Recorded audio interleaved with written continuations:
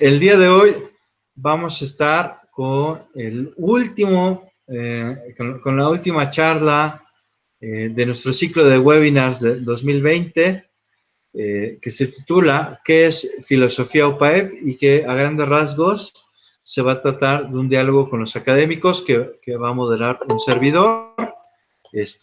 Para mí es un gusto que llegamos ya a esta etapa, digamos, casi final de este ciclo de webinars, viendo el éxito rotundo que han tenido y que nos encanta mucho que la gente nos estén pidiendo pues que se repitan o que se hagan más o que les pasemos las grabaciones, y pues todo esto pues nos llena de muchísima alegría.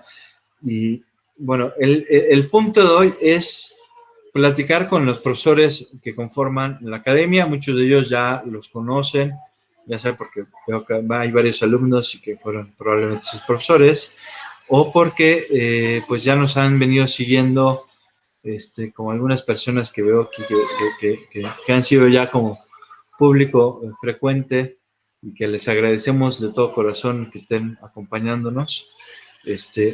Pues bueno, la idea de hoy es profundizar un poco de qué es esto de filosofía UPAEP. Claro, uno puede decir, bueno, ¿por qué llamarle filosofía UPAEP? Bueno, es como si el ponerle UPAEP le pusiera un sello especial, ¿no? Así como hay críticos que dicen, bueno, ¿qué es eso de filosofía mexicana? ¿No? Y dicen, bueno, pues como si la filosofía pudiera ser algo local, ¿no? Bueno, yo tengo mis objeciones al respecto. Mi parecer que no es momento de decirlo, pero lo que sí creo que podemos decir, ¿por qué llamarle filosofía UPAEP?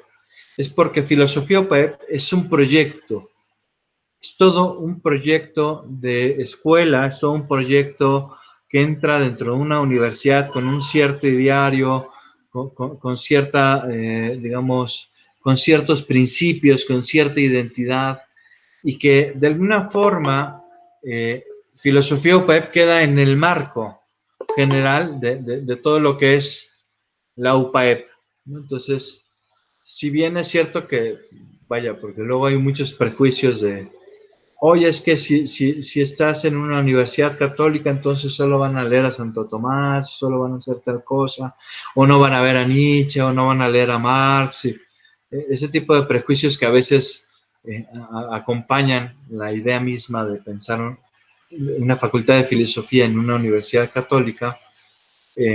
Pues bueno, creo que lo primero que habría que decir es que filosofía UPAEP es tan filosofía como cualquier otra facultad, ¿no? Porque en algún momento, incluso en la misma página de Facebook, nos han puesto algunos comentarios oye, es que ustedes ustedes no hacen filosofía porque hacen Leibniz, ¿no? Y uno dice, bueno, pero si Leibniz fue uno de los filósofos más importantes de la modernidad, ¿por qué no haríamos filosofía si estudiamos a Leibniz? Bueno, ese tipo de cosas son las que queremos evitar como juicios ciegos, me parece, y mal informados.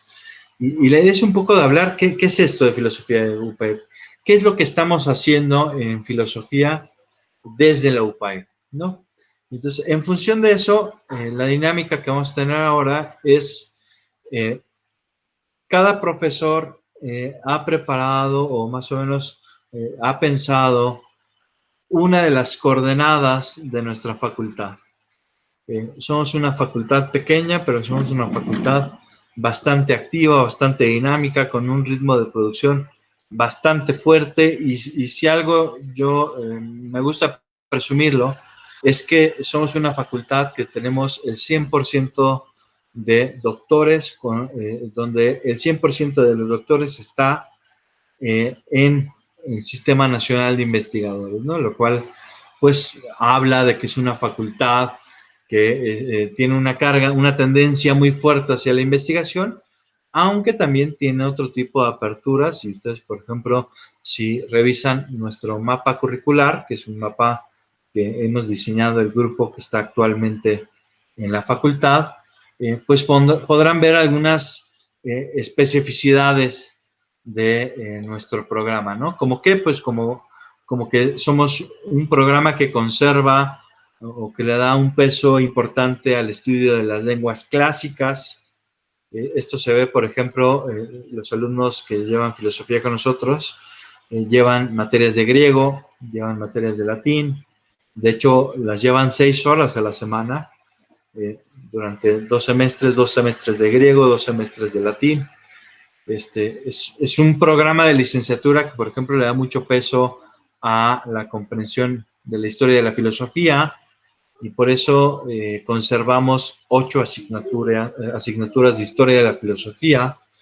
Pero también es un programa que tiene otras particularidades. Digamos que esto que mencionas son como algunas cosas comunes en muchos programas de filosofía. Esto lo decimos porque hemos hecho un estudio significativo al respecto.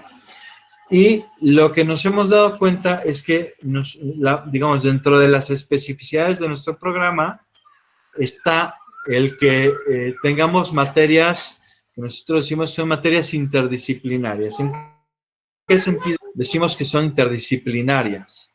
Pues en el sentido de que no nos limitamos a estudiar la postura de los filósofos. Es decir, claro que para estudiar filosofía hay que estudiar a Aristóteles, hay que estudiar a Platón, hay que estudiar a Leibniz, a Marx, a Kierkegaard, a quien les gusta, a Hegel. Hay que estudiarlo, pero no basta estudiar a los grandes filósofos. También hay que estudiar las problemáticas que agobian a nuestra sociedad, las problemáticas de nuestra época, las problemáticas de nuestro tiempo. Uno lee, por ejemplo, La República de Platón, ve la crítica que hace Platón a, a los poetas, y uno dice, bueno, ¿por qué Platón estaría en contra de Homero y de Hesiodo? ¿Qué tienen de malo, no? Pues bueno, Platón se daba cuenta de una cosa, que en su época la educación giraba alrededor de estos dos grandes literatos, y se da cuenta que eso tenía una repercusión bastante fuerte. Bueno, nosotros queremos hacer esto mismo.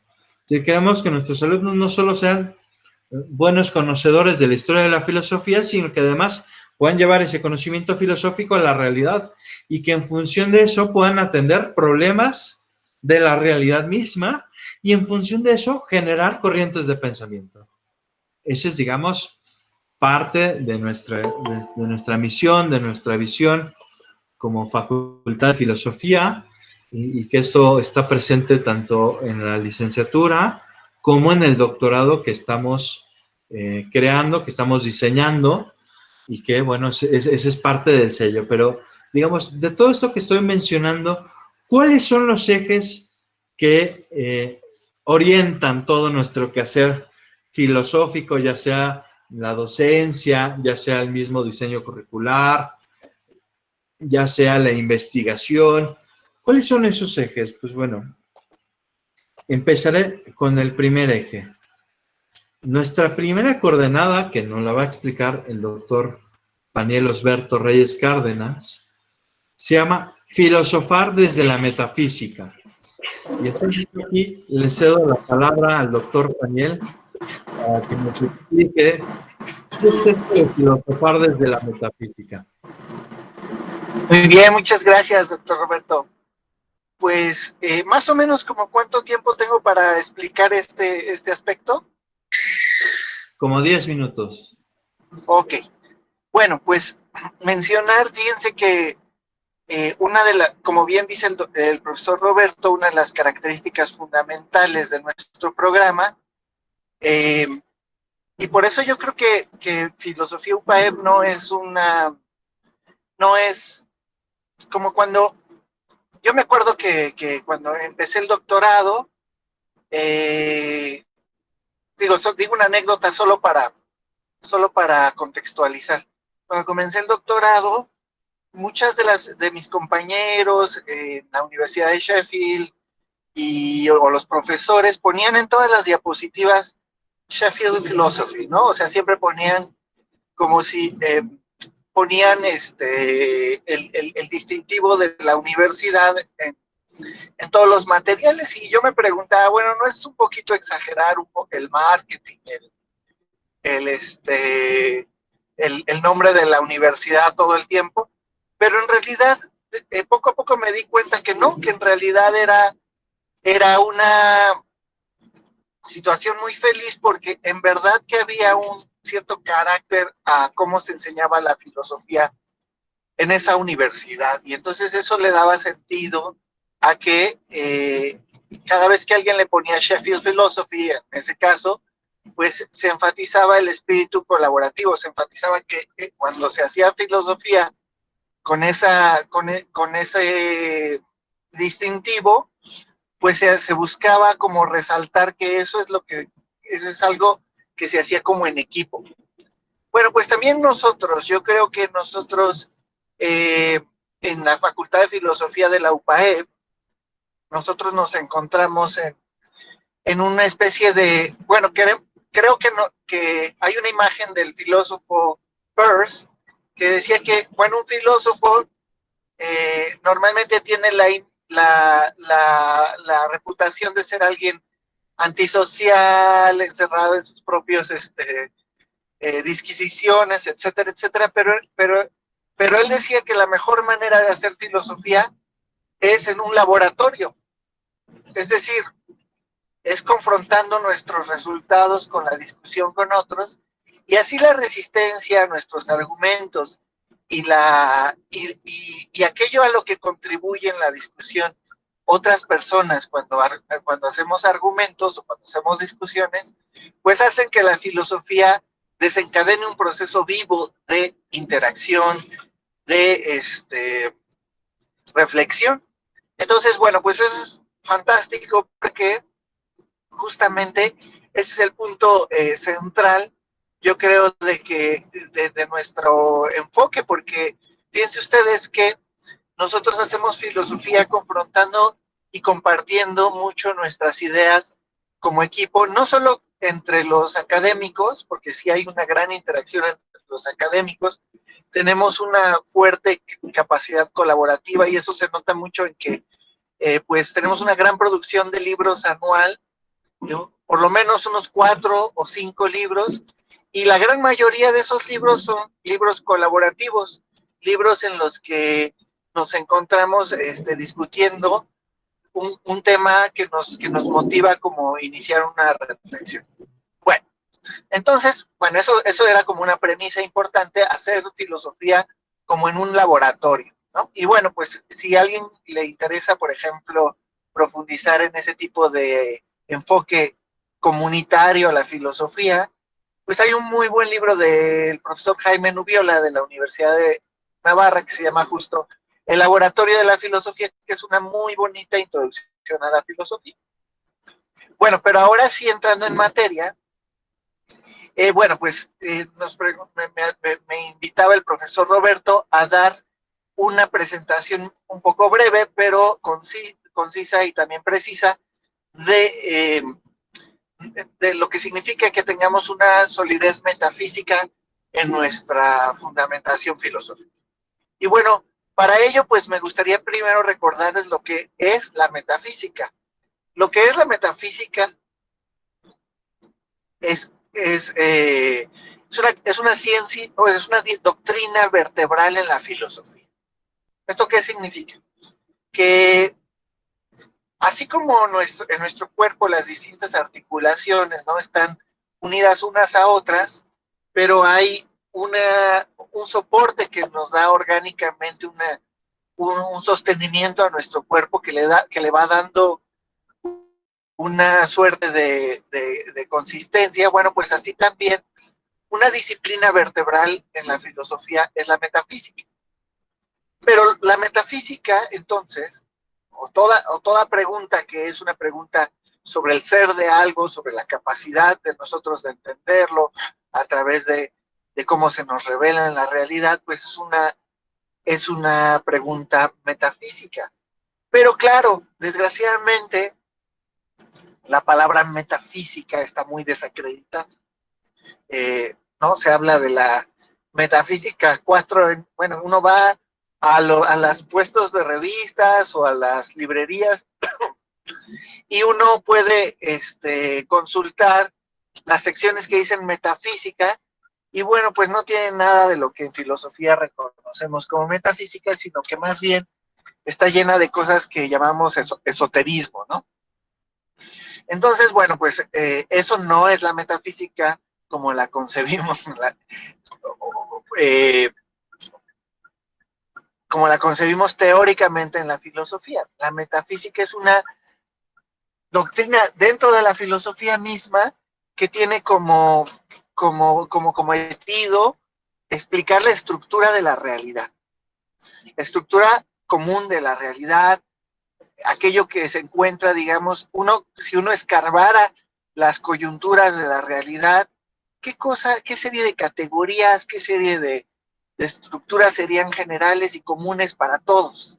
No solo, fíjense, no solo para todas las personas que se acerquen a tratar de entender la realidad, sino incluso, y esto es, a ver si puedo lograr ser claro con esto, no solo ser claro a propósito de que, bueno, la realidad tiene unas estructuras comunes que todo ser que las conozca se encontraría. Imaginen ustedes, por ejemplo, que llegaran a, a la Tierra unos extraterrestres, ¿no? Bueno, dicen que ya les toca ahorita en julio, ¿no? Con el 2020. Bueno, imagínense ustedes que llegaran unos extraterrestres, no a invadir la Tierra, sino a tratar de entender la Tierra, ¿no? Bueno, y nosotros nos tratáramos de comunicar con ellos. Bueno, el solo hecho de que ya queremos comunicarnos con los extraterrestres presupone que hay unas estructuras comunes del pensamiento, no solo para nosotros como seres humanos, sino para todo ser que tenga cierta inteligencia. Entonces, fíjense ustedes que ya metafísicamente presuponemos que la inteligencia es algo universal, que se aplica a todos los seres que tengan tecnología, que puedan viajar en el espacio, etcétera, etcétera. O otro ejemplo, ¿no? Si una computadora, por ejemplo, desarrollara, ¿no?, una inteligencia artificial independiente, ¿no? Y esta inteligencia, por ejemplo, explorara las matemáticas o explorara el mundo o el universo, pues tendría que encontrarse con las mismas estructuras, ¿no? Entonces esto es muy interesante porque lo que nos revela es que la metafísica no solo estudia cómo los seres humanos desde una cultura, desde la cultura occidental o desde la cultura oriental o desde las culturas originarias concebimos el mundo, sino la metafísica va más allá y dice cómo todo ser que fuera inteligente tendría que concebir las estructuras de la realidad. Entonces, esta generalidad tan amplia que tiene la metafísica, pues le da una característica privilegiada en el mundo del pensamiento. Y bueno, pues atendiendo a esto, lo que nosotros buscamos en la UPAEP, fundamentando profundamente nuestras concepciones en sus principios metafísicos, bueno, pues lo que pretendemos hacer es darle una capacidad universal de diálogo al pensamiento. Es decir, si queremos verdaderamente acercarnos con profundidad a los problemas, tenemos que acercarnos desde una visión que pueda ser lo más neutral en el sentido conceptual posible, pero no en una neutralidad absoluta, porque obviamente pues todos tenemos nuestras condiciones de conocimiento, circunstancias sociales y culturales que afectan nuestro pensar. Pero aquí lo interesante es que nosotros queremos fundamentar los conceptos desde algo que pueda ser un punto de vista común y compartible con todo ser inteligente, ¿no? Bueno, y esto pues nos da una cierta capacidad de darle una fortaleza a nuestros conceptos, a nuestro entendimiento de la realidad, que es profundo, que es racional y que también nos da una universalidad que pues otras disciplinas no pueden alcanzar.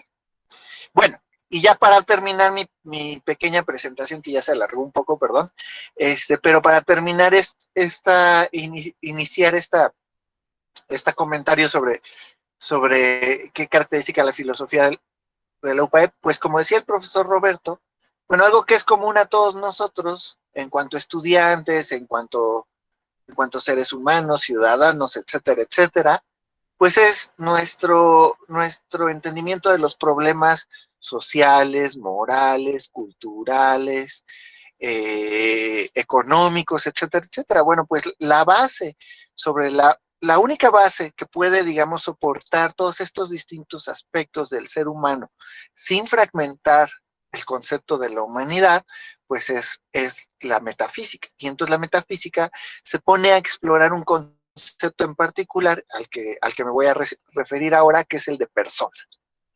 El concepto de persona es un concepto lo suficientemente poderoso para expresar aquello que los seres humanos tenemos de común entre nosotros, pero al mismo tiempo también explicarlo aquello que nos es distinto, por una parte, ¿no?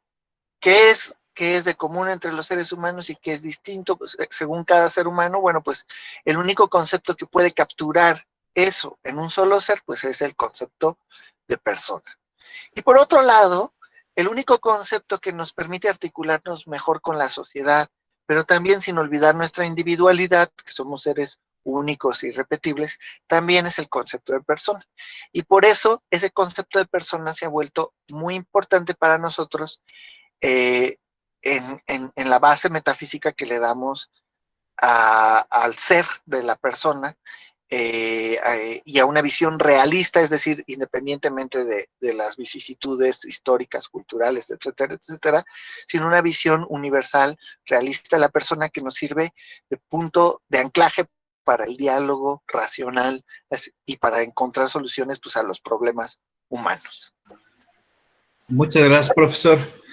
Bueno, justo el doctor Paniel ha cerrado, digamos, poniendo ya el pie en la segunda coordenada. ¿Por qué? Porque la metafísica, digamos, esta base metafísica que nosotros queremos darle a nuestro modelo de filosofía o a la filosofía UPAEP, pues es una metafísica realista, pero es una metafísica realista de la persona a través de la cual queremos reivindicar la dignidad constitutiva de la persona.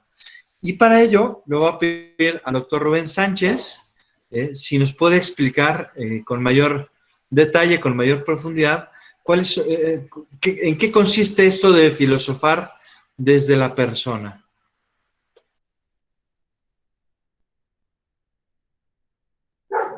Muy bien, muchas gracias. Si podemos poner el video, por favor. ¿Cuál video? ¿Cuál video? Mi cara. Muy bien, muchas gracias. Qué bien que hacemos este seminario y que podemos reunirnos aquí justamente a explicitar y a aclarar algunas cosas que hacemos y algunas cosas que respaldan nuestro trabajo. Les doy las gracias por estar aquí. En efecto, el profesor Paniel me ha permitido, con su último comentario, pues enlazarme a lo que yo tengo que presentar, porque además de que ha dicho cosas muy acertadas respecto de lo que, bueno, en general todo, ¿no? De la metafísica y particularmente de la persona, lo que yo quiero hacer ahora es puntualizar algunas cosas. Nosotros decimos que en la Facultad de Filosofía trabajamos desde una perspectiva, desde una visión realista de la persona.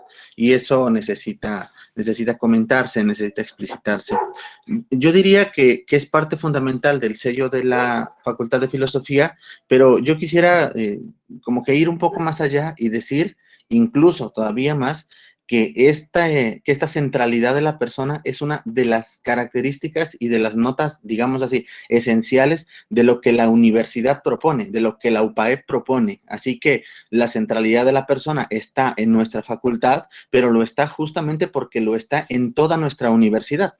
Si nosotros revisamos los distintos documentos que se han elaborado a lo largo de la historia de la UPAEP, vemos en efecto que la persona ocupa un lugar central. Y ocupa un lugar central, yo me atrevería a decir, porque justamente desde el punto de vista de lo que somos como seres humanos, lo que somos como personas humanas, no hay una sola de las actividades a la que nosotros nos dediquemos en las que no se pueda de alguna manera remitir todo esto al ser o a la realidad última que le da sentido y validez de ser a lo que hacemos. Y esa realidad última, pues es la persona.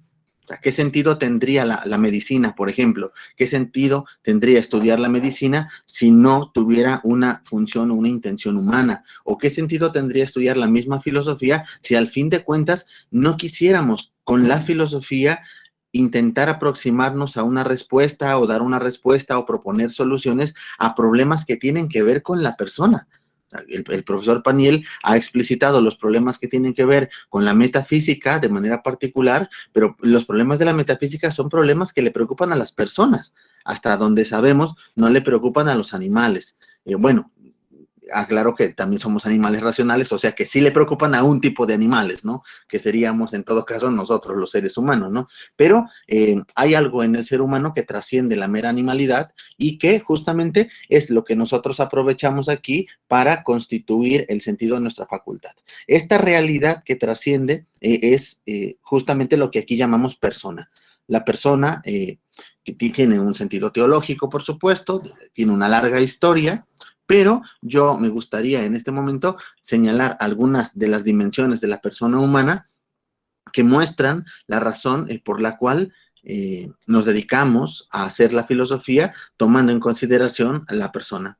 Creo que la razón más grande o más fuerte, pues la he indicado ya, pero la quiero una vez más enfatizar. La persona tiene un lugar importante y una centralidad debido a que todas las actividades que nosotros realizamos, las realizamos con sentido humano, con el sentido que tiene para nosotros como personas. Y entonces, uno desde ahí puede preguntarse, ¿qué sentido tiene estudiar filosofía?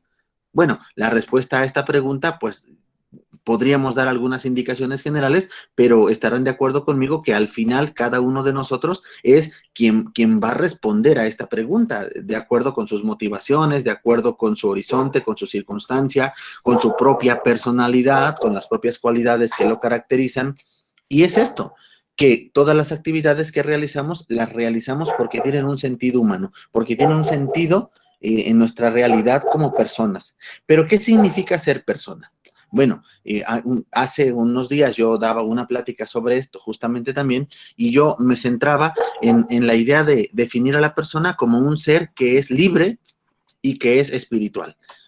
Se pueden decir muchas otras cosas, como que también tiene un horizonte teleológico y demás. Pero quiero empezar con esto, ¿no?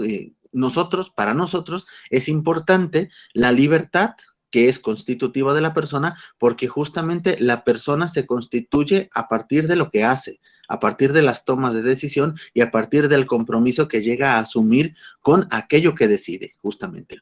No es solamente el momento de deliberación, no solamente es el momento de decisión en el que, por un lado, deliberamos qué es lo que nos conviene, por otro lado, ejecutamos una serie de actos, sino que también es importante y fundamental para la persona humana el trabajo, el esfuerzo y el empeño por seguir realizando aquello por lo cual se decide. Esto parece que es fundamental para nosotros. ¿En qué sentido la persona crece cuando toma decisiones?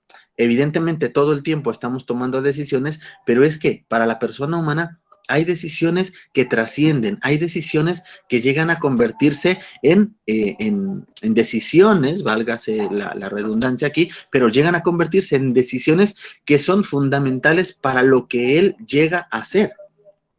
No solo para lo que llega a hacer con H, sino para lo que llega a hacer él mismo como, con ese, como sujeto, ¿no?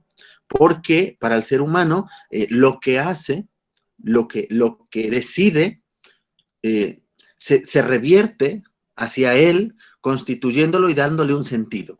Es decir, que porque decidimos estudiar filosofía, ahora somos filósofos. Entonces, hacer filosofía o estudiar filosofía no es solo algo que hacemos, sino que es algo en lo que también nos convertimos. Y alguien decide estudiar medicina y tiene como consecuencia ese hacer que él mismo se está haciendo y se está constituyendo como médico, como alguien que se dedica a la medicina. Y así para todas las cosas que nos podamos imaginar, ¿no? Porque decido, qué sé yo, porque decido cometer actos de corrupción, me vuelvo corrupto. Yo, o sea que nuestras acciones, lo que hacemos en el mundo y lo que decidimos en función de una serie de valoraciones y de juicios valorativos que vamos ejecutando, pues es algo que se revierte sobre nosotros mismos. Y esto merece toda la pena o por lo menos a lo largo de la historia, se ha dedicado numerosas reflexiones y numerosas investigaciones para ver justamente cómo es que ocurre esto y cómo es que la libertad llega a ser fundamental para la constitución de la persona humana. Estamos hablando de uno de los temas fundamentales de la filosofía, particularmente de la antropología filosófica y de la ética, que son algunos de los aspectos que nosotros trabajamos desde la Facultad de Filosofía, porque como ya hemos dicho, la persona es uno de los ejes centrales de la facultad y en razón de ello, en la Facultad de Filosofía, nosotros ofrecemos materias relacionadas en este sentido, con la antropología filosófica, que tiene una perspectiva personalista, un trasfondo personalista, y también los cursos de ética que nos ayudan justamente a explorar las distintas corrientes del pensamiento que se han generado a lo largo de la historia, tratando de ver las problemáticas, los distintos conceptos, los distintos matices que van ocurriendo en la vida humana cuando tenemos que decidir. Pero lo más importante de todo es que la persona humana no puede estar sin decidir. Y entonces todo el tiempo estamos decidiendo qué es lo que vamos a hacer. Aquí ya casi estoy citando a Ortega y Gasset de memoria. Todo el tiempo estamos decidiendo qué es lo que vamos a hacer con nuestra vida. Hasta cuando decidimos no hacer nada, ya hemos decidido hacer algo con nuestra vida. Esto es una paráfrasis de Jean-Paul Sartre, ¿no? Si lo queremos ver así. El tema de la persona, entonces, es central. En primer lugar, porque todas las dimensiones de la existencia humana tienen que ver con lo que va realizando la persona, con lo que va decidiendo, pero tiene que ver también con el modo como aquello por lo cual se decide impacta directamente en su vida. Pero quisiera decir todavía algunas cosas más, ¿no? O sea, la persona humana es importante porque lo que nosotros queremos mostrar y lo que nosotros queremos defender en la Facultad de Filosofía y en la universidad, en la UPAEP, es justamente que todas estas ciencias, todas estas disciplinas y todas estas actividades, esta actividad misma tiene un sentido humano, tiene un sentido personalista, tiene la intención de llegar a las personas, tiene la intención de que lo que haya aquí sea una comunicación interpersonal. Así que lo que voy a hacer ahora es resumir algunos aspectos de la persona a los que nosotros nos dedicamos en la Facultad de Filosofía. Por ejemplo, ya el profesor Paniel hablaba, y lo decía muy bien, pero él hablaba de un fundamento metafísico de la persona. Y esto es importante pensarlo porque desde el punto de vista de la metafísica uno debe preguntarse si la persona humana tiene un fundamento ontológico, metafísico o no lo tiene. Pero si no lo tiene, habrá que pensar en qué se nos convierte la persona humana o habrá que ver en qué se nos convierte el ser humano. Si no lo tiene, parece ser que se nos convierte en un hecho, en producto del azar. Y lo que es un hecho y lo que es producto del azar está condenado siempre a su cambio y eventualmente a su desaparición y difícilmente podría llegar a comprenderse su sentido. Es decir, entonces, que cuando nos comprometemos con un sentido, con un fundamento ontológico, metafísico de la persona humana, lo que estamos de alguna manera es tratando de comprender cuál es el sentido de la vida humana, o sea, cuál es el sentido de la persona. Y saber si la persona está aquí en el mundo por azar o si está destinada a algo más. No sé, digamos, si ha sido llamado por Dios, si ha sido puesto por Dios en el mundo de una manera determinada, si es que su vida se inscribe en un horizonte teleológico, al final de esta cadena puede estar Dios o puede estar el bien o puede estar la verdad o la belleza o algún otro de estos valores que orientan la vida y la conducta de la persona, pero todo esto tiene que ser pensado, reflexionado, discutido seriamente.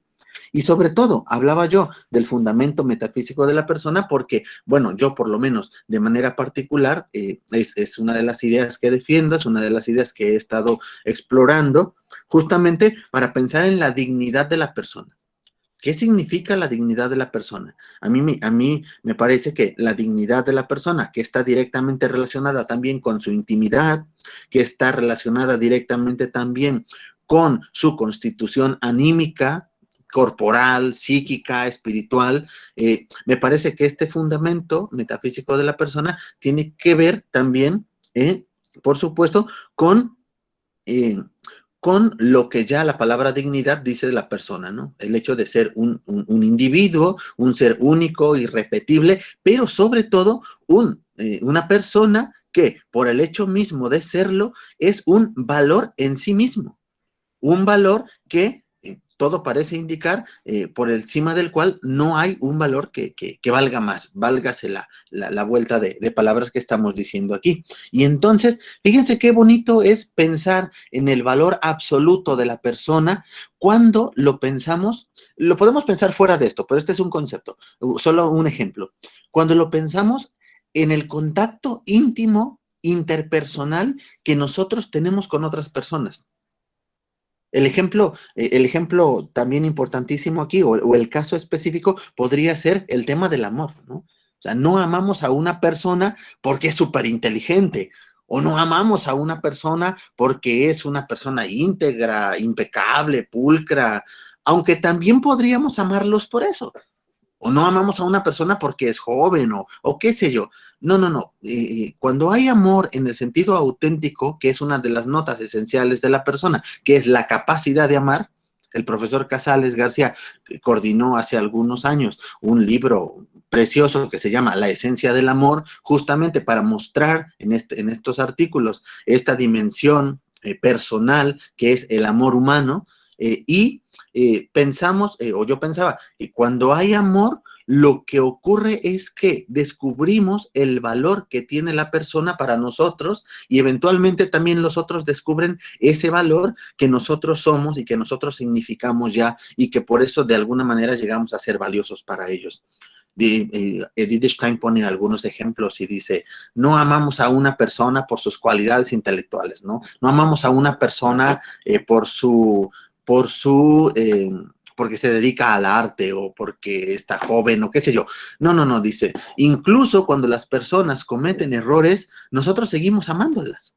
Esto es algo extraordinario del amor. Aun cuando la persona se equivoca, aun cuando la persona comete algún crimen, algún delito, algo ocurre que nosotros seguimos amándola. Ciertamente hay algunas modificaciones en nuestro modo de valorarlo, hay unas modificaciones en nuestro modo quizás de relacionarnos con él, pero el amor en sentido auténtico es algo que se mantiene y que persevera, ¿no?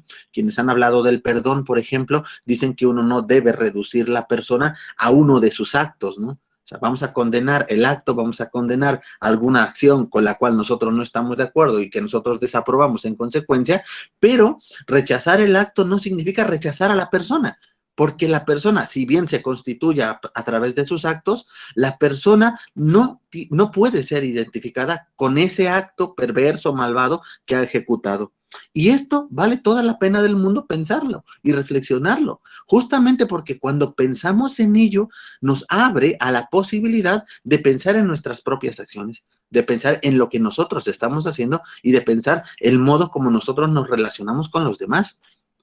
El profesor Roberto Casales y yo, bueno, claro, él en su familia y yo en la mía, tenemos hijos, vemos esta relación afectiva que tenemos con nuestros hijos, con nuestra esposa, ¿por qué no? Por supuesto, con nuestros amigos, con los colegas del trabajo, y la afectividad también, el amor ya forma parte de la afectividad, pero esta afectividad es una parte constitutiva fundamental de la persona. Estamos en el mundo dispuestos afectivamente.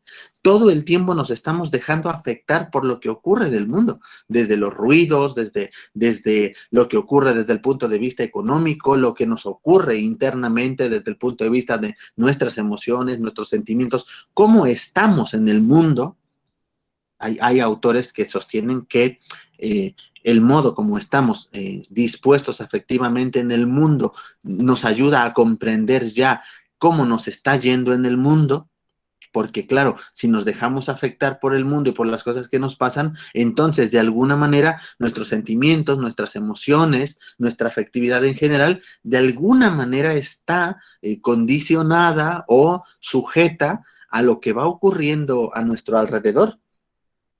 Y bueno, he mencionado aquí ya algunas de las dimensiones de la persona humana que son el eje central de lo que nosotros trabajamos en la Facultad de Filosofía, y ya dije en la universidad, y dije en la universidad porque la universidad tiene un bloque de formación humanista que llevan todos los estudiantes, y justamente ese bloque humanista es un bloque filosófico. Todas las materias que ahí se imparten son materias que tienen una fundamentación filosófica, que han salido de una propuesta filosófica respecto de la libertad, respecto de la persona, respecto de la familia, respecto del conocimiento de la verdad. Y es que esta es otra dimensión importante de la persona, así como hay una dimensión que la abre al conocimiento de los valores a través de la vida afectiva, así como hay una dimensión que le abre al conocimiento de las normas morales que rigen su comportamiento desde el punto de vista de la vida práctica, de la ética o la moral. De la misma manera, hay una dimensión en la persona que la pone en contacto, en búsqueda de la verdad, ¿no? También, así como la persona humana es capaz de comprometerse con los valores absolutos que le refleja la afectividad, que le muestra la afectividad, y es capaz de comprometerse con normas morales que rigen su comportamiento y sus relaciones con los demás, del mismo modo, la persona humana tiene la capacidad de comprometerse con la verdad y de asumir la verdad responsablemente en todas las dimensiones de lo que realiza. Y justamente porque la verdad tiene que ver con la lógica, y el profesor Martín Castro va a hablar de la verdad, yo termino mi intervención aquí justamente para que el profesor continúe con esto. Muchísimas gracias. Muchísimas gracias, Rubén. Bueno, en efecto, a ver, uno de los pilares de la filosofía tiene que ser la argumentación. Curiosamente, cuando nosotros hicimos el rediseño de nuestra licenciatura, hicimos un estudio de todas las universidades del país, de todos los programas de filosofía, para ver qué estaban haciendo, darnos un poco de idea, digamos, ver, recoger lo positivo de esos programas y ver cómo nos íbamos a diferenciar. Y nos dimos cuenta de una cosa bastante trágica, a mi parecer, a saber que la lógica está desapareciendo de los programas de filosofía, y eso es algo bastante terrible porque la lógica es la herramienta fundamental del filósofo. Si no se puede hacer filosofía si no sabes argumentar bien. Y entonces, uno de los ejes, ya tenemos filosofar desde la metafísica, filosofar desde la persona, poniendo a la persona en el centro, pero uno de los ejes que también consideramos que es fundamental, una de las coordenadas básicas de lo que es filosofía o PAEP, es filosofar con rigor argumentativo. Y esto me pedirá el doctor José Martín Castro Manzano si nos puede explicar un poco más qué es.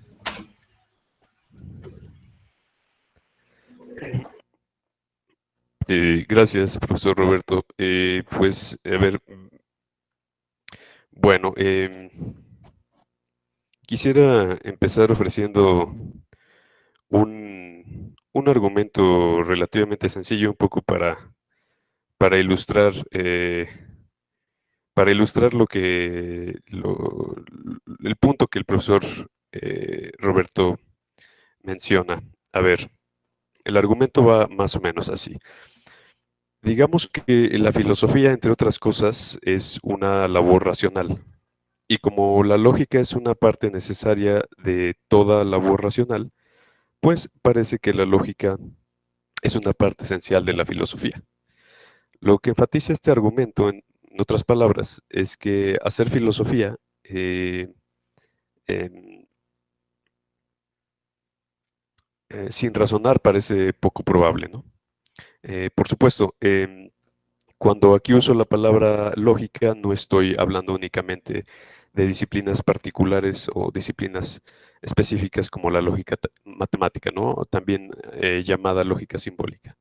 Estoy hablando más bien de todos aquellos métodos y hábitos que contribuyen a la identificación, evaluación y producción de razones. Lo que quiero decir entonces es que la práctica de identificar, analizar y ofrecer razones es una parte integral del quehacer filosófico. Déjeme poner un ejemplo relativamente sencillo. Supongamos que alguien nos preguntara lo siguiente, que nos preguntara, ¿está mal gastar dinero en comida muy cara cuando sabemos que hay personas que se están muriendo de hambre? O que nos preguntara, por ejemplo, ¿puede una computadora ser creativa? O que nos preguntara, cuando tenemos un dolor en la muela, ¿El dolor está en la boca o el dolor está en el cerebro? Bueno, una buena actitud filosófica nos llevaría a hacer varias distinciones antes de responder estas preguntas, ¿no? Pero una mejor actitud nos llevaría a considerar no solamente las distinciones adecuadas, sino los argumentos a favor y en contra de cada una de las posibles respuestas que podríamos ofrecer a este tipo de problemas.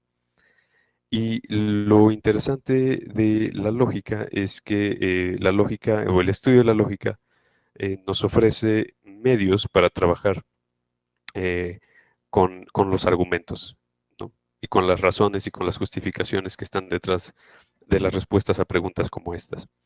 Por supuesto, no voy a ofrecer respuestas a estas preguntas porque no es el lugar, pero lo que quiero o lo que me gustaría que quedara claro es que responder problemas de este tipo es vital. Pueden parecer preguntas muy simplonas, pero son preguntas que cuando uno las trabaja con más detenimiento, reflejan problemas vitales. Y precisamente porque reflejan problemas vitales, requieren de respuestas cuidadosas. Y para ofrecer respuestas cuidadosas necesitamos justamente analizar, evaluar y construir razones. Así pues, como en filosofía UPAEP seguimos esta idea del quehacer filosófico como un quehacer cuidadoso, ¿no? Cauteloso, nuestro programa, nuestras actividades estudiantiles y nuestros proyectos de divulgación e investigación, pues incluyen aspectos esenciales de la lógica. Por ejemplo, nuestro programa, como ya mencionaba el profesor Roberto, integra 4 asignaturas de lógica, donde estudiamos y aplicamos herramientas de la lógica clásica, de lógicas no clásicas, de metalógica y de argumentación en general. Y por ejemplo, entre nuestras actividades estudiantiles contamos, entre otras cosas, con eventos de divulgación y de investigación. Por ejemplo, eh, hemos sido sede de la Olimpiada Estatal de Lógica por varios años ya y hemos sido sede también de la Olimpiada Internacional. Hemos organizado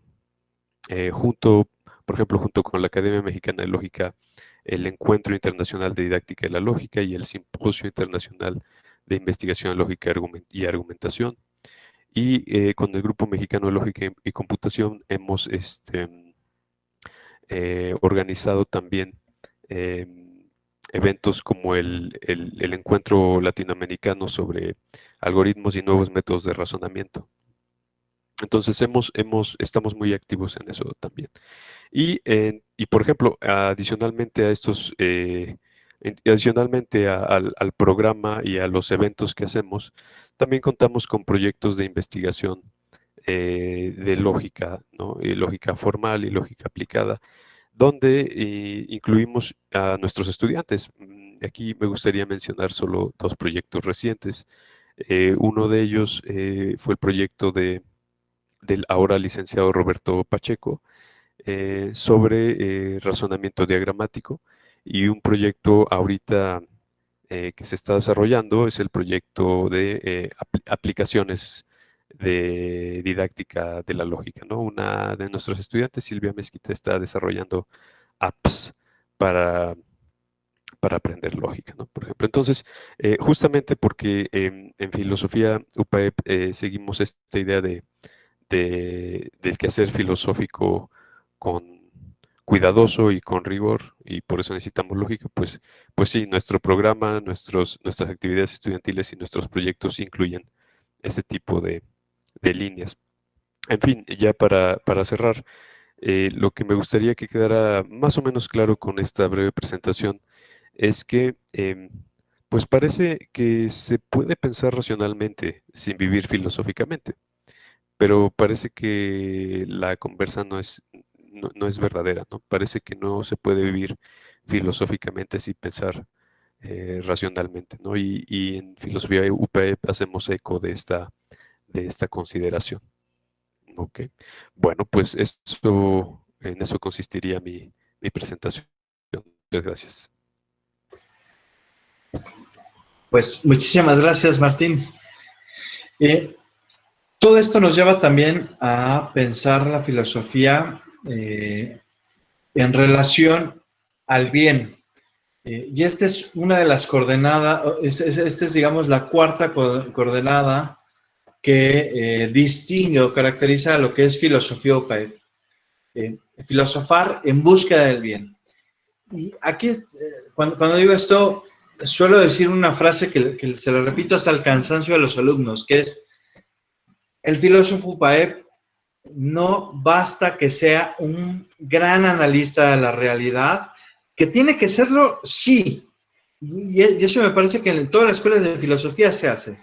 Es decir, todas las escuelas de filosofía te enseñan a ser un buen analista de la realidad, de los problemas sociales, te ayudan a determinar, digamos, o por usar una terminología médica, a diagnosticar qué nos duele, cómo nos duele y cuándo nos duele, ¿no?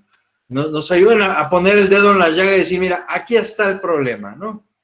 Porque la filosofía tiene esa particularidad, incluso decir, bueno, hay veces que la filosofía tiene más preguntas que respuestas, la filosofía tiene más problemas que soluciones, y eso es algo que ni UPAEP ni nadie va a dejar de hacerlo, vaya, pero basta que haya filósofos que solo analicen la realidad, basta que haya filósofos que solo nos digan, hombre, aquí están los problemas, detéctalo, mira, aquí está la...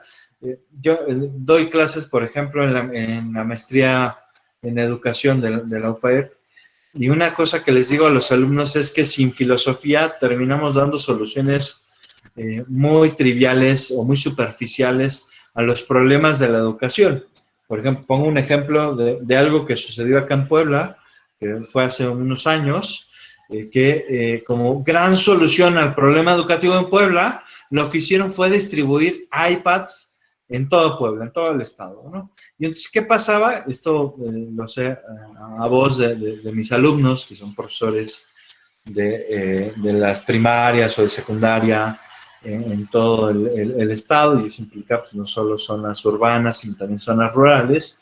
Y me decían, es que, profesor, lo que hacen con las iPads es venderlas. ¿Por qué? Porque no tienen internet, porque a duras penas tienen electricidad. O sea, estamos hablando de comunidades con muchísimas más problemáticas que el no tener acceso a internet, ¿no? Y entonces el creer que al dar una iPad se soluciona el problema de la educación, pues estamos dando una solución bastante trivial a un problema bastante grave, bastante profundo, y que todavía hoy en día nos sigue pesando bastante, ¿no?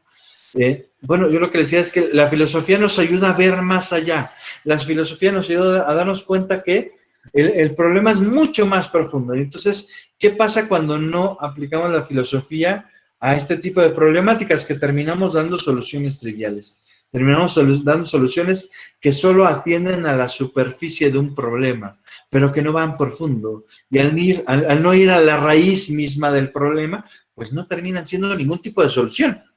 Bueno, nosotros no solo queremos ir a la raíz de esas problemáticas, no solo queremos que nuestros alumnos, que nuestros egresados tengan las herramientas necesarias para poder dar con esos problemas, dar con esa profundidad necesaria para reflexionar sobre lo que nos está pasando, sino que sean agentes capaces de generar soluciones. Aquí hablamos de que queremos que Filosofía UPAEP sea un proyecto socialmente pertinente. Cuando decimos que la filosofía UPAEP está orientada a la búsqueda del bien, eso es lo que queremos en el fondo, que la filosofía nos ayude a buscar algunas soluciones, que no solo sepamos decir dónde nos duele, que digamos, bueno, por aquí podríamos explorar una vía de solución. Que la filosofía también tiene que dar soluciones. Hombre, sabemos que no serán las soluciones definitivas, que no tendremos la última palabra, sabemos que la verdad nos rebasa infinitamente, sí, pero tenemos que aventurarnos también a dar soluciones, a dar respuestas a esas problemáticas sociales que están hoy por hoy al por mayor, ¿no? Bueno, ahora más con la pandemia, ahora más con toda una serie de crisis que vamos cargando y que ahora necesitamos darnos cuenta que la filosofía nos ayuda a salir, por usar una metáfora platónica, de nuestra propia caverna, ¿no? Cada uno tiene su propia caverna, cada uno tiene sus propias complejidades, sus propias dificultades, pero la filosofía nos ayuda a ver más allá. La filosofía nos da herramientas para poner soluciones a todas estas problemáticas. Y ese es, digamos, uno de los ejes fundamentales. Y ya nada más, digamos, para cerrar, yo le cedería la palabra a la doctora Livia Bastos, que nos va a hablar de un elemento que es fundamental para, o uno de los diferenciadores fundamentales, que es el quinto diferenciador de nuestro modelo de filosofía, que es, queremos hacer una filosofía interdisciplinaria.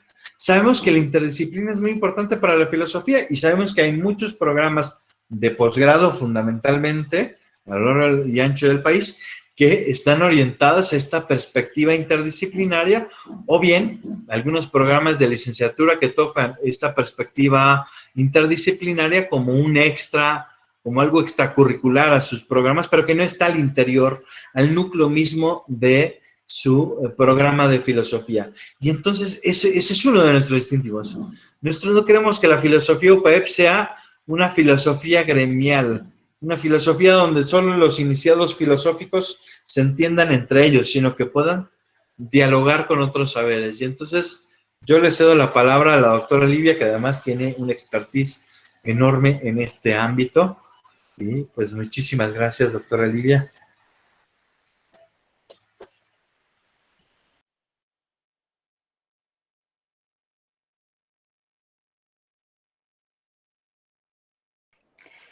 Ya, bueno, no sé si me escuchan. En primer lugar, muy buenos días a todos. Me da mucha alegría estar acá en este webinar. Pido disculpas por haber accedido en los últimos minutos, pero nada, en este tiempo de pandemia y COVID, a veces las cosas se complican un poco. Estaba sin internet, pero parece que ahorita ya puede participar. Entonces, efectivamente, a ver, miren, les comparto un poco de mi mismo recorrido académico, profesional. Yo siempre he estado muy interesada en la parte humana de la filosofía, es decir, todas las temáticas que tienen que ver con el ser humano y la praxis. No es que no me interesa la filosofía de la ciencia, la metafísica, la lógica, pero digamos que la parte que siempre me ha llamado más la atención fue la antropología, la ética, y en este recorrido académico, digamos así, algo que yo he ido como descubriendo es que existen realidades tan complejas, efectivamente, como el ser humano, que no puede ser comprendido a partir de una sola perspectiva. No es la única. Hoy se habla de interdisciplinariedad, por ejemplo, en la termodinámica, pero a lo que voy es que hay temáticas que por el mismo objeto de estudio, es decir, por aquello que quieres estudiar, partir de solo, digamos, a partir de una sola perspectiva es demasiado reductivo. Entonces, la concepción interdisciplinar justamente busca venir al encuentro de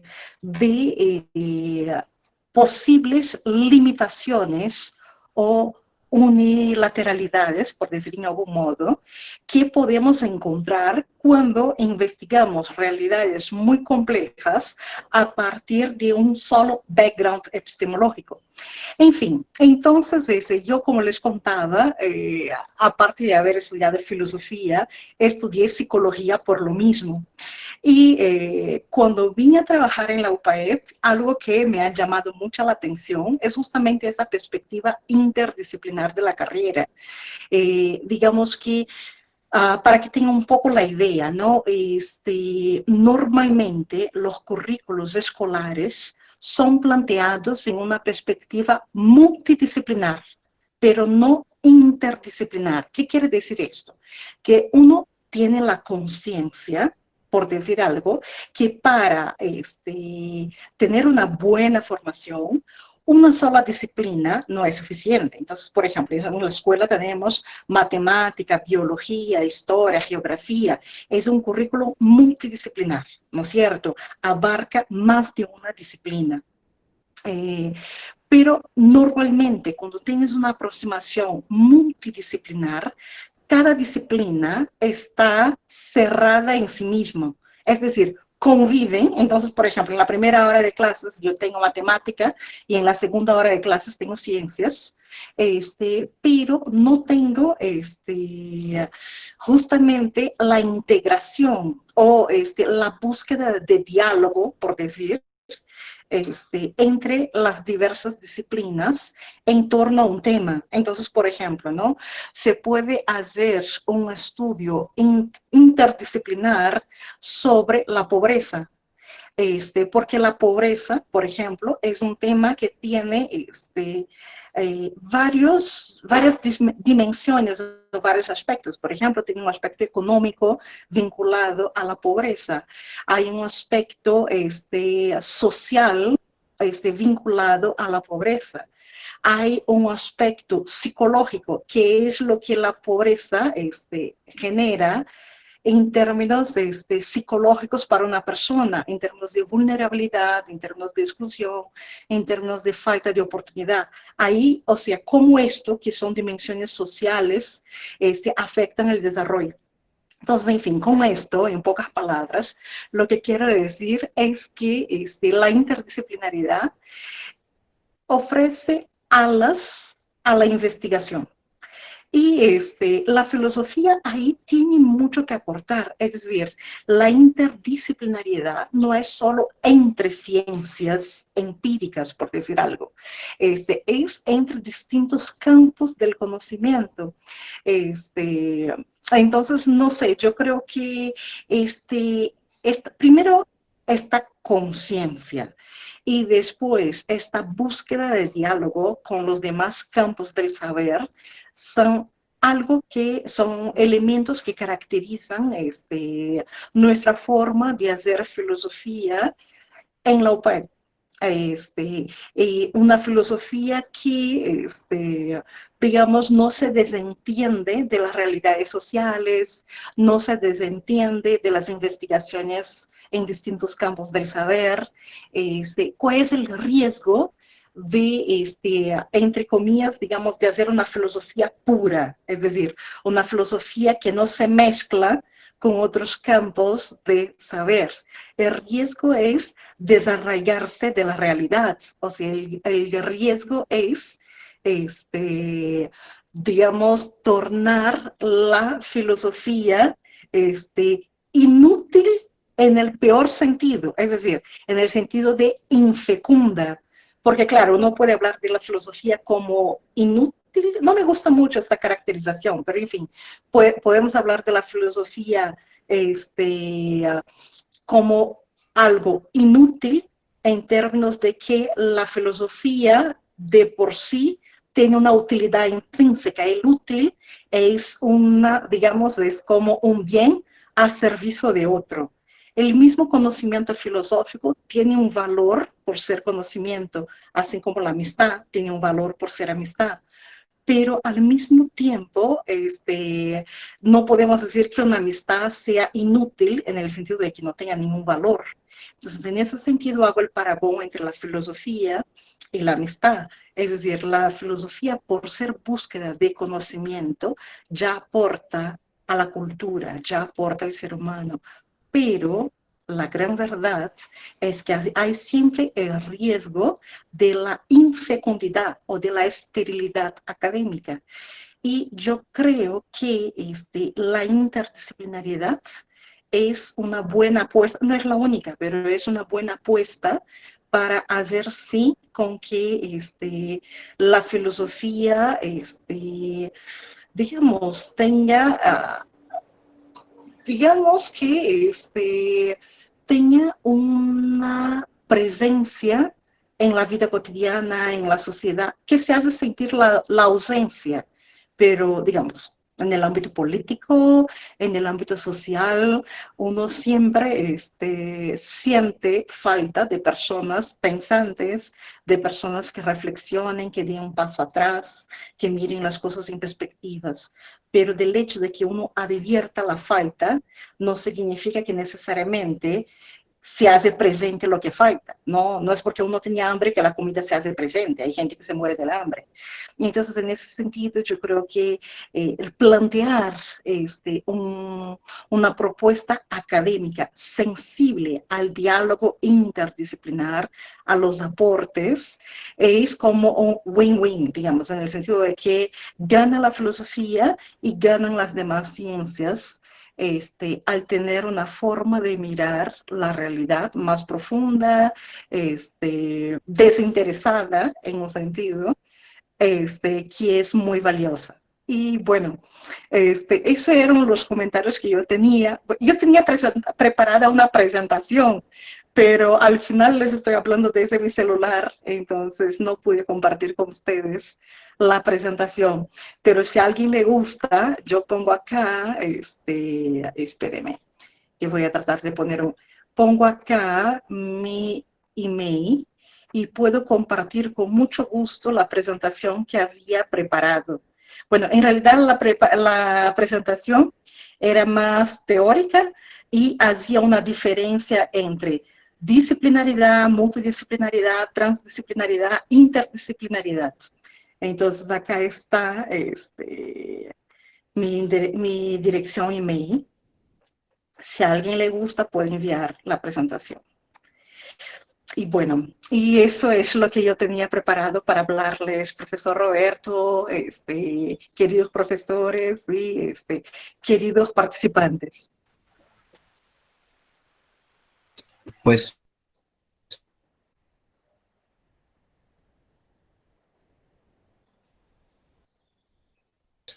para preguntas que nos quieran hacer, quien quiera puede abrir su micrófono o escribirnos por el chat. Estamos abiertos a lo que nos quieran preguntar. Aquí si los profesores si me pueden acompañar en video y en audio.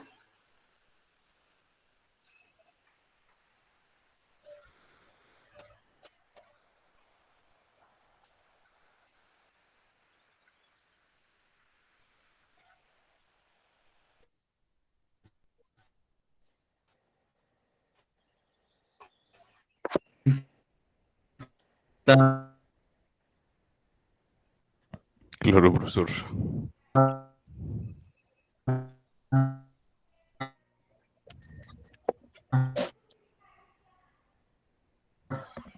El link a nuestra página.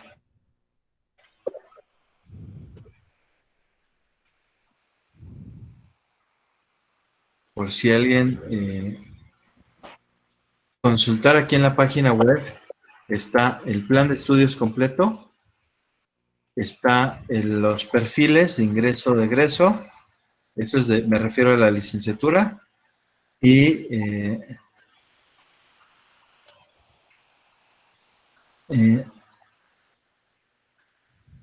están los perfiles de los profesores. ¿Sí me siguen escuchando? Es que sí. Está como trabajando la computadora. Sí. Creo que hay una pregunta de Alan Adriel Mendoza. Dice, hola, buenas tardes, gracias por compartir estos lineamientos de UPAEP Filosofía. Yo estudio Filosofía Online y me gustaría saber qué diferencias tiene Filosofía presencial con online. ¿Son estos los mismos ejes? Alan, lo primero que te diría es sí.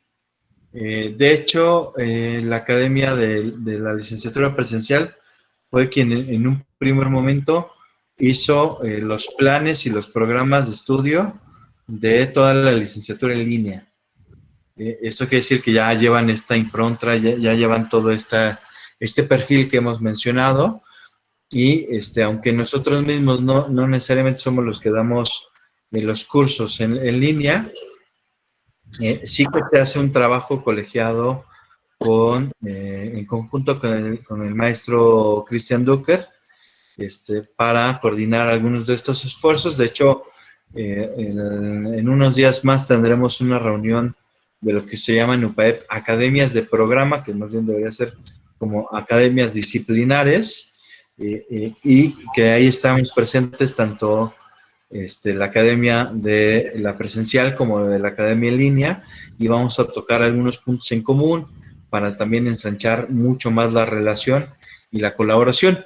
Por ejemplo, Alan, si tú estás haciendo, o no sé qué tan avanzado vayas, pero si vas a entrar eventualmente a hacer la tesis, nosotros podemos ayudarte a dirigir la tesis, nosotros podemos ser parte de del comité, digamos, que asesora. De hecho, ahí vamos a unificar criterios y vamos a conformar comités para que el seguimiento que ustedes tengan sea el más adecuado, sea siempre un seguimiento personalizado, y bueno, garantizamos que lo que se haga tanto en un lado como en el otro sea de la misma calidad, ¿no?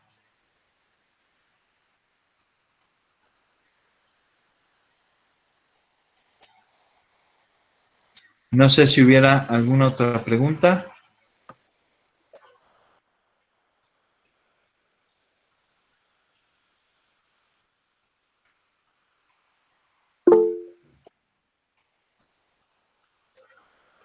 Gracias, Federico. Bueno, ahorita terminamos con un primer ciclo. Estamos ya pensando en hacer la segunda ronda y hacer otro tipo de actividades también.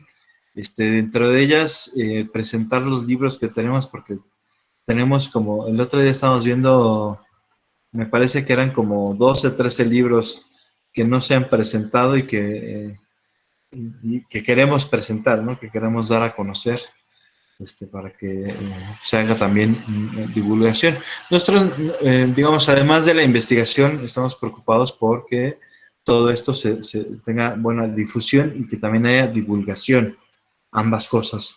En función de ello, pues también tenemos otro tipo de actividades. Muchas de ellas las transmitimos en nuestra página de Facebook.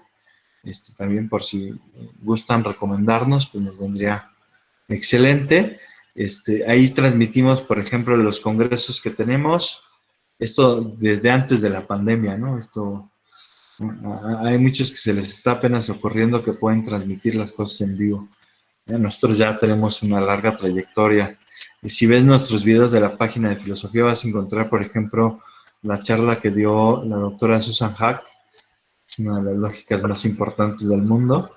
Ahí está su charla. También están las charlas del doctor Mariano Crespo, que es uno de los filósofos más importantes de la Universidad de Navarra. El doctor Urbano Ferrer también está ahí su charla. Bueno, tenemos charla de personajes bastante interesantes, digamos, de los protagonistas actuales de la filosofía, por llamarlo así.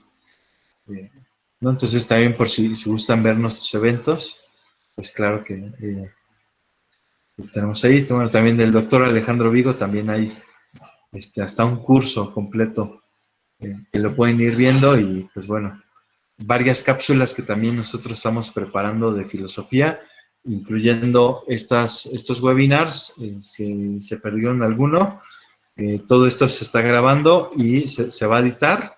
Editarlo lleva un poco de tiempo porque no estamos en otras cosas, pero una vez que estén editados, los subimos a la página de filosofía, bueno, de Facebook, de UPAEP Filosofía, y pues ya quedan ahí para la posteridad.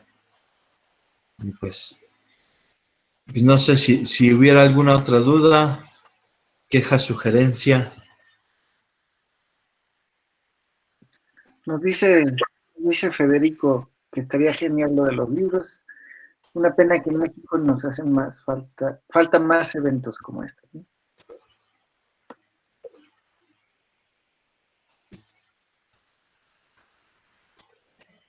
Claro, aquí tenemos que explotar, hay que aprovechar ahorita todo el tiempo de pandemia para hacer este tipo de eventos, y que podamos hacer más divulgación de la filosofía. Y vaya, en México, que nos hace muchísima falta, digamos, detonar la reflexión filosófica. Yo creo que eso es lo más importante, más en épocas como esta, no tan no tan claras. Muchísimas gracias, Federico. Pues bueno, si no hay más dudas, bueno, creo que ya hay alguna más. Luis, muchísimas gracias, Luis. Bueno, si alguien estuviera interesado también en tener más información, digamos ya, del proceso de admisión, pues Luis nos acaba de dejar sus datos y también está Lupita, que nos está acompañando, que también lleva, que es nuestro enlace de promoción. Entonces también si alguien quisiera, estamos a la orden. Y pues muchísimas gracias a todos. Gracias, profesores.